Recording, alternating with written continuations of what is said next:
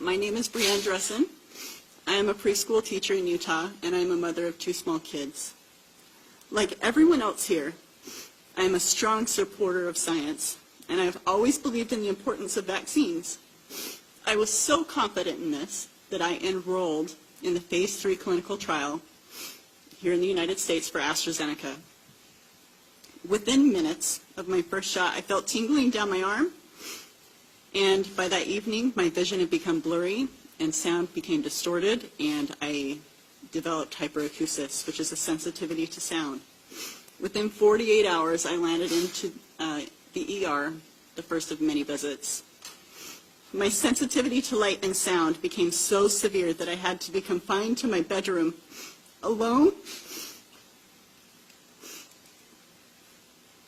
in darkness and silence.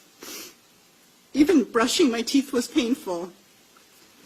I then began experiencing erratic heart rate, body temperature, extreme nausea to the point that I lost over 20 pounds.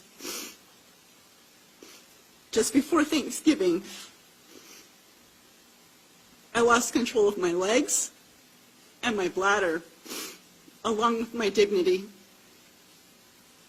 At the hospital, I was treated for a severe migraine, and when that didn't resolve anything, they told me it was anxiety. Next came the vibrations, and they were internal vibrations in my brain and all through my body. I couldn't think, I couldn't eat, I could barely breathe. This persisted 24/7 for months. I was trapped in isolation and in silence, completely overwhelmed by the sensations attacking my body. My children went days without seeing me. I missed out on months of their lives. I did not buy a single Christmas present for my kids. I thought I was dying, and after months I wanted to die. After months of suffering alone, I found Dr. Hertz and her group. I was initially relieved to hear others like me. However, my relief turned to alarm as our numbers grew, and then it started impacting kids. All of our experiences were similar. Healthy people who became ill after receiving the vaccine, whose doctors insisted that these reactions were not really happening, that the CDC would have told them. They blamed MS. They blamed anxiety. They blamed migraines, anything but the vaccines. A new friend of mine had long haulers. Then she received the vaccine in hopes that her symptoms would improve. However, rather than bringing relief, the vaccine took what little progress she had made, leaving her severely debilitated. We talked often, many days just trying to hold on. Then I hadn't heard from her for a few days, and I get a phone call from her husband, and she had become a victim of suicide.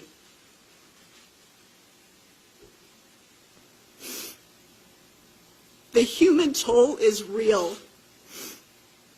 This is not some benign reaction. This thing overtakes your body, and you have no choice but to hold on and hope that you survive.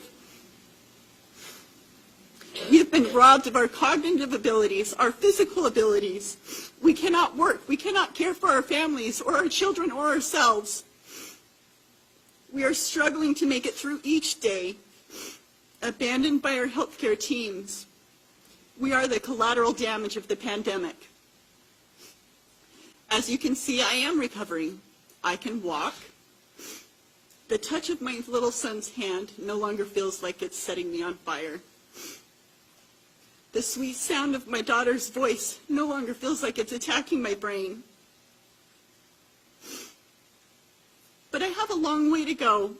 I still am unable to work or care for my children. We had to refinance our home to hire a nanny. Before this, I took 1 medication, a thyroid pill, every day, and now I am on 9, and that's just to turn down the dial just enough to make the symptoms bearable. We all volunteered to receive the vaccine to try to help to end the pandemic, but now we are suffering. COVID has impacted all of it. COVID has impacted all of us. For some, it has resulted in loss of life. For others, they are now long haulers, debilitated and suffering. There are long haulers who have got the vaccine and their condition improved. There are long haulers who got the vaccine and they stayed the same. And there are long haulers that got the vaccine and now they are worse. And there are some who never had COVID and are now severely debilitated and sick.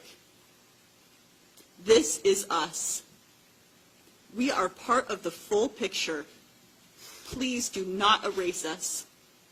Please do not make us invisible.